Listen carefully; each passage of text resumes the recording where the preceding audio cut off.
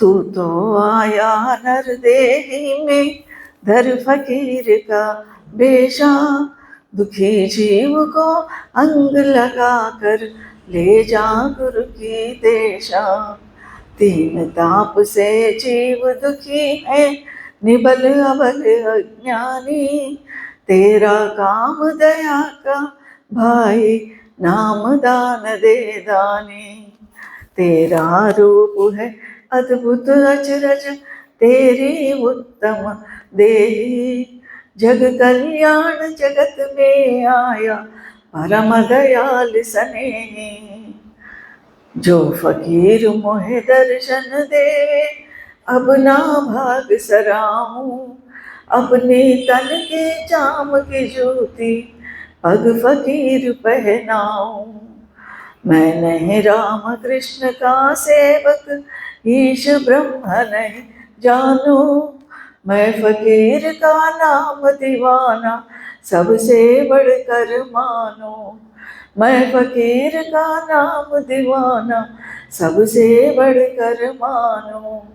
तू तो आया नर देही में, धर फकीर का भेषा, दुखी जीव को अंग लगा कर ले जा गुरु की देशा। परम संत परम दयाल पंडित फकीर चंद जी महाराज के लिए उनके गुरु महर्षि दाता दयाल शिवव्रत लाल जी महाराज लिखे सो है। क्या कोई ऐसा गुरु रहता है शिष्य को अपने क्या कह रहे हैं, मैं मेरी तन की चमड़ा जो है उसे जूती बनाकर आपको पहनाऊंगा। शिष्य को कह रहा है गुरु। ये दुनिया में कोई गुरु ऐसा नहीं कहता, गुरु कोई भी ऐसा नहीं कहता। क्या शिष्य मेरे से कम है समझते, लेकिन वो दाता दयाल जी ऐसा 5000 किताब लिखने वाले दाता दयाल जी अपने शिष्य को ऐसे बात, मैं राम को भी नहीं मानता, कृष्ण को भी, मैं राम का कृष्ण का सेवक नहीं हूँ, मैं फकीर का दीवाना हूँ, ऐसा कह रहे हैं इस शब्द में अपने शिष्य के लिए। तो वो फकीर चंद जी महाराज का कितना गुण होगा, कितना अच्छे लक्षण होगा, कितना भाग होगा अपने गुरु से ऐसी तारीफ सुनाने के लिए, सुनने के लिए। तो इस शब्द में वो कह रहे हैं ऐसे, मैं तो उनके नाम दीवाना।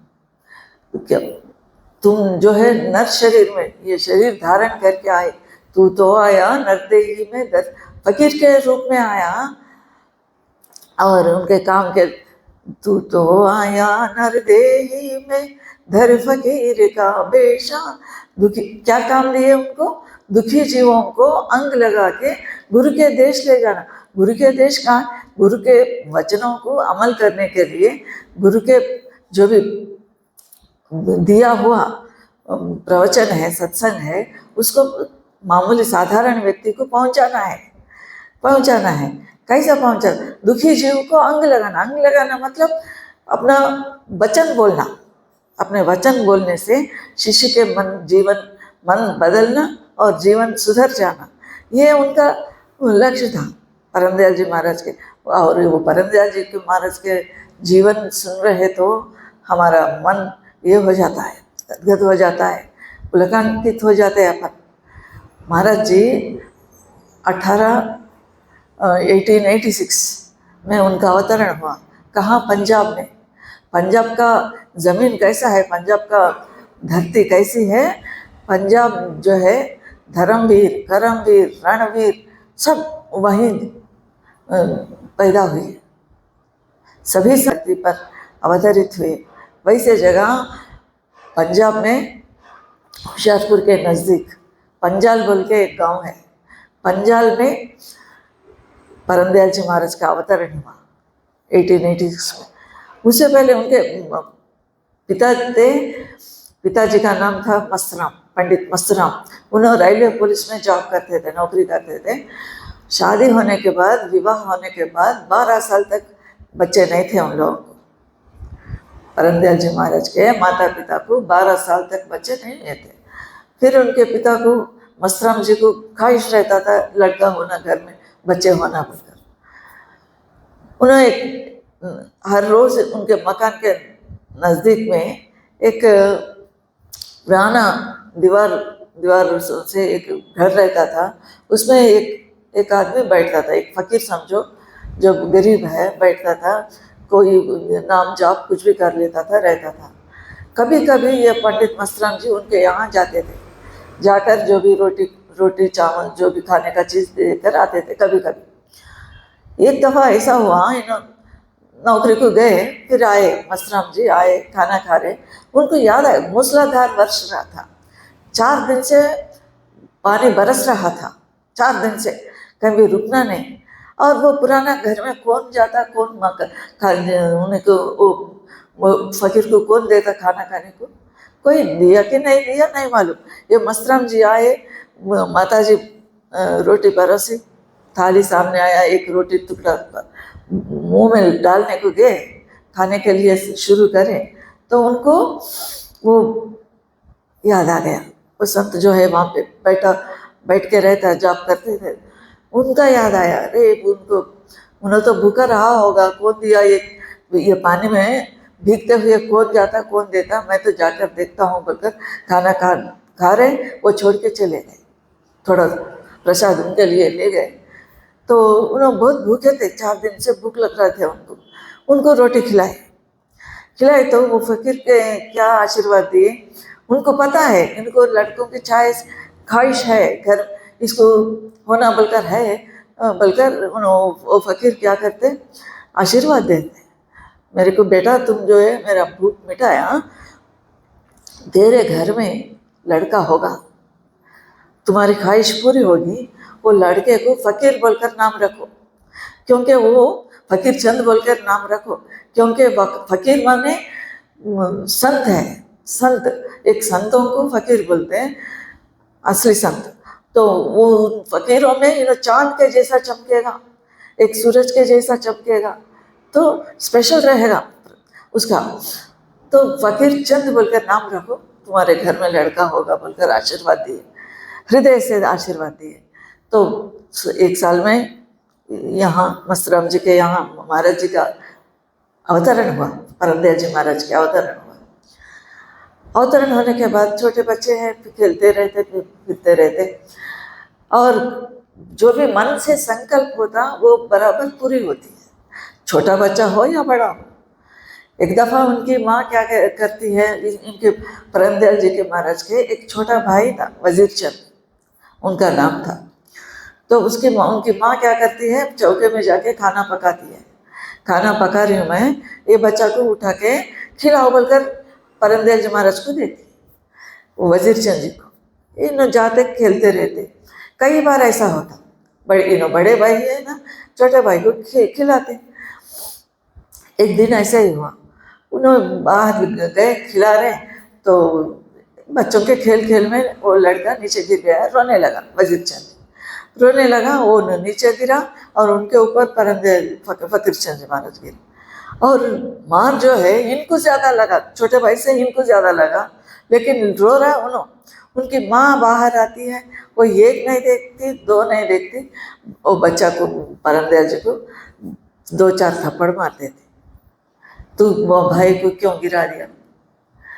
अब महाराज को ऐसा लगा कि मेरा तो गलती नहीं है, वो तो रो रहा है, उनसे ज़्यादा मुझे मार लगा, लेकिन मार तो मुझे फिर माँ मुझे मार रही है। तो मालिक से प्रार्थना करते हैं, हे मालिक चाहे इनको तो भी रखो या मुझे तो भी ले जाओ, या उनको तो भी ले जाओ, इनके वजह से मुझे रोज़ मार खाना पड़ रहा है, रोज़ मार खाना पड़ रहा है बोलकर महाराज जी के दिल से आवाज़ आती है। दिल से जो भी आवाज़ आती है वो मालिक परमात्मा सुनते हैं, हृदय से आना चाहिए। तो मालिक सुन लिया, तो 6 महीने के अंदर वो लड़का गुजर गया, वजीर चंद जी का देहांत हो गया। तब महाराज को मालूम हो गया कि ख्याल में कितना ताकत है, जो भी अपन ख्याल करते हैं, सोचते हैं, उनका असर ज़रूर पड़ता है। हम जो भी सोचते हैं, मन से सोचते हैं, कर्म करते हैं, जो भी करते, ये सब जो है ब्रह्मांड में जाते हैं हमारे ख्यालात, फिर वही काम करते हैं। तो इसलिए हमेशा महाराज क्या हम लोगों को उपदेश देते हैं, हमेशा शुभ संकल्प करना, कभी भी बुराई नहीं सोचना, किसी के लिए भी बुराई नहीं सोचना, ना अपने लिए ना दूसरों के लिए। लेकिन इंसान का मन है, कभी कभी तो बुरा सोच आ जाता है, लेकिन उनको रोकना ही अपना अपना खूबी है। ये है सदगुरु का संदेश। महाराज जी ये कि ये ऐसे ऐसे छोटेपन का कई बात 7 साल तक, 7 साल के बाद महाराज जी को पढ़ाई में स्कूल में दाखिल किए गए। फिर उसके बाद में पढ़ाई हो गई, प्राइमरी स्कूल हो गया मिडिल में, दूसरे फिर उसके बाद में अंग्रेजी मीडियम स्कूल में महाराज जी को दाखिल कर दी। थोड़ा उधर भी पढ़ाई हो गया, लेकिन उसके बाद पढ़ाई छोड़ देना पड़ा, क्योंकि इंग्लिश मीडियम स्कूल्स में फीस बहुत हो रहे थे, बहुत होता है, अधिक मात्रा में लेते हैं। फिर महाराज जी का फादर जो है मस्तराम जी को ज़्यादा कमाई नहीं था, सो महाराज जो है नौकरी को जाना पड़ा 13 साल के उम्र में। और इनको शादी कराए, शादी में महाराज को 13 साल उम्र में शादी हुआ परमदयाल जी का।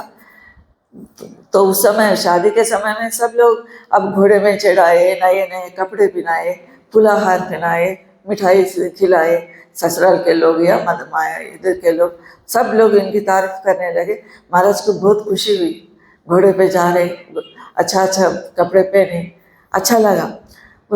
ये उनको सेटिस्फाई नहीं, अरे ये अभी होना था बोलकर एक ख्याल मन में आया, एक ख्याल, ये बस नहीं हुआ, ये ख्याल जो भी आनंद मिला और होना बोलकर उनके मन में ख्याल आ गया।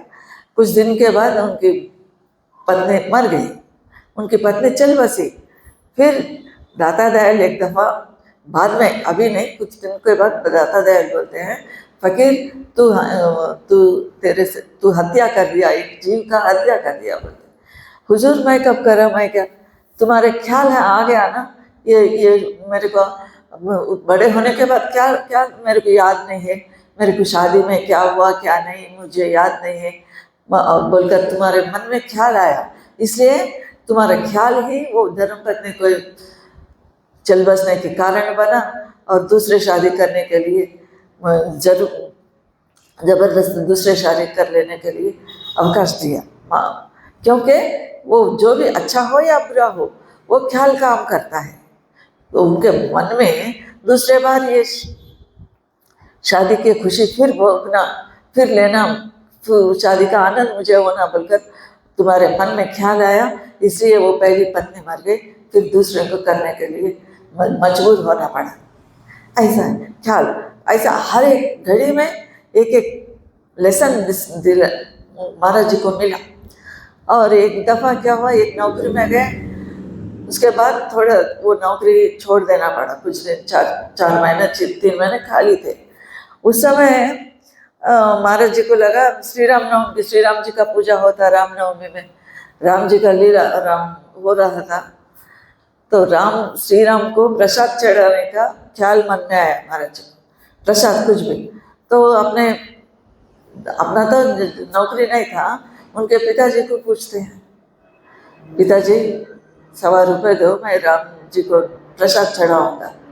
उन्होंने मस्तराम जी को बहुत गुस्से वाले थे, आमदनी कम थी, खर्चा ज़्यादा था, अब इन्होंने प्रसाद के लिए पैसा मांगे तो उनको बहुत गुस्सा आ गया। मस्तराम जी को गुस्सा आके अब उनको डांटने लगे, डांट रहे तो और इतना डांट के भी पूरा पैसा नहीं दिए, कितना 2 पैसा दिए, अंदर जाओ चढ़ाओ बोले। अब उस समय महाराज के मन में दुख प्रवेश हो गया, दुखी हुए महाराज। क्या उनके मन में क्या संकल्प आया, ये जो है मैं आगे किसी के आगे मैं हाथ नहीं पसारूंगा, मैं अपने आप कमाऊंगा, मैं खर्चा है तो मैं उठा लूँगा, किसी से भी नहीं मांगूंगा बोलकर मन में एक ख्याल आया। जीवन भर उसी बात पर उन्होंने ठहरे, किसी से भी पैसा एक पाई नहीं मांगा, खुद दिए लेकिन नहीं मांगे। फिर क्या करें, उनके पढ़ने का अंग्रेजी का पुस्तक था, अंग्रेजी का किताब था महाराज जी का, वो लेकर 1.25 रुपये का किताब था, वो 8 आने में बेच के वो पैसे से प्रसाद लेकर श्री राम जी को चढ़ाए। ऐसा उनका। इसके बाद में भी कभी किसी से पैसे नहीं मांगे, नौकरी लग गई, बाद 2-4 महीने के बाद नौकरी लग गई। फिर जो है और एक शादी कर दिए, और एक शादी कर दिए। 16 साल के उम्र में उन्होंने गृहस्थी आश्रम में प्रवेश कर दिए। फिर वहाँ से नौकरी कहाँ, रेलवे में नौकरी मिली। रेलवे में आया, उनके चचेरे भाई था, एक बड़े पिताजी का भाई था राम नारायण बोल के। उन्होंने हमेशा, इनका महाराज जी का जन्म कहाँ, पझल में इनके नानी का घर में परमदयाल जी का जन्म हुआ।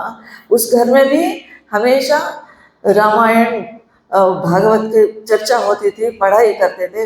रोज रोज उनके घर में चलता था, रामायण का चर्चा चलता था, पढ़ते थे, रोज करते थे। रामचरितमानस का होता था। उसका प्रभाव उनके चचेरे भाई थे राम नारायण बोल के। राम नारायण जी रोज सुबह में उठ के नहा के धो के रामायण का पाठ करते थे। एक दिन परमदयाल जी देखते हैं, उन्होंने देखे ये भाई, मेरा भाई जो है हमेशा इतना सुबह में उठ के नहा के धो के पढ़ रहे हैं, रामायण का पाठ कर रहे हैं, मैं तो कुछ नहीं कर रहा हूँ बोलकर एक दिल में एक ख्याल आ जाता। आने के बाद उन्होंने क्या किया, राम को मानुष रूप में मिलने के लिए, एक इंसान के रूप में राम जी को मैं मिलूंगा, ऐसा ख्याल मन में आया। राम के दर्शन करूंगा इंसान के रूप में। चले गए रोज उनके राम, या मैं मुझे हे राम मुझे दर्शन दो, तुम्हारे रूप में दर्शन दो, ऐसा ऐसा ख्याल मन में आता था। प्रार्थना करते थे। एक दफ़ा क्या हुई, रेलवे में नौकरी कर रहे हैं। फिर महाराज जी को फिर एक दफ़ा जो है, जहाँ भी बैठे राम का ही ध्यान करते थे, राम का स्वरूप का ध्यान करते थे, राम के दर्शन के लिए कांच राम मिल जाए, हे राम मुझे मिल जाए, हे राम मुझे इंसान के रूप में मिल जाओ, ऐसा उनके मन में ख्याल आता था। राम जी का दर्शन, राम कैसा होना। एक दफ़ा 24 घंटे रोते, 24 घंटे लगातार रोने लगे राम का दर्शन के लिए, भगवान का दर्शन मुझे मिलना बोलकर। 24 घंटे दर्शन रोने के बाद डॉक्टर्स को बताए, डॉक्टर को बताए ये बच्चा रोज इतना रो रहा है, लगातार रो रहा है, रोक रहा नहीं, क्या है ये बात बोले। डॉक्टर आके चेकअप करता, ये बोलते हैं ये दीवाना हो गए, मैड हो गए बोलते। फिर उनको वो सुबह में एक सपना था, सुबह 4-5 बजे समय में सपना था। उस सपने में दाता दयाल जी का दर्शन होता, आवाज़ आती है एक जंगल में। उससे पहले दिन में एक जंगल में फिरते थे महाराज, जंगल में रोते रोते फिरते थे, तो दादा एक सफ़ेद कपड़े पहने से आदमी दर्शन देते। ये जब रोते रोते सो गए ना, जब भी सुबह में सपना आता तब भी दर्शन मिला। क्या दर्शन मिला, तुम्हारे राम जो है लाहौर में है, इंसान रूप में अवतरित हुए, अगर तुम उनका दर्शन चाहो तो जाकर मिलना बोलकर। वो जो भी वाइट ड्रेस पहना वो आदमी बोलते, वो सुनते हैं महाराज। सुनने के बाद कुछ दिन तक, 10 महीने तक पत्र लिखते रहते दाता दयाल शिवरतलाल जी महाराज के नाम पर, लाहौर को लेटर्स लिखते रहते 10 महीने लगातार। उधर से कोई जवाब नहीं आता। अपने जैसे लोग हैं तो क्या 2-4 लेटर्स लिखते थक जाते, उधर से कोई चिट्ठी नहीं आ रही, ये आप क्या लिखूं बोलकर थक जाते, नहीं लिखते। लेकिन महाराज ऐसा नहीं, 10 महीने तक लगातार लिखने लगे। फिर 10वां महीने दाता दयाल जी से एक फिर लेटर आता है इनको, क्या बोल के, फकीर तुम्हारे ख्यालों को मैं इज्जत देता हूँ, अगर मेरा दर्शन करना है तो तुम लाहौर आ जाना फलाने पते पर। सपना आता, सपने में एक उनका कोट और लालची जो भी कमीज एक किला को लटका हुआ रहता था, वो दिखा सपने में। लाहौर के पता लेकर परमदयाल जी लाहौर जाते हैं, महाराज जी से दाता से मिलने के जाते हैं। मिलने गए तो दरवाज़ा खोले, दाता दयाल खुद दरवाज़ा खोले तो वो कमरे में जैसा इनके सपने में आया, एक कोट कमीज लटका हुआ था किला पर, वही दिख गया। तो विश्वास हो गया, अरे वही है जो भी मुझे सपने में दर्शन दिए, यही महान पुरुष है बोलकर गए, बैठ गए। परम दयाल जी को दाता क्या दिए? एक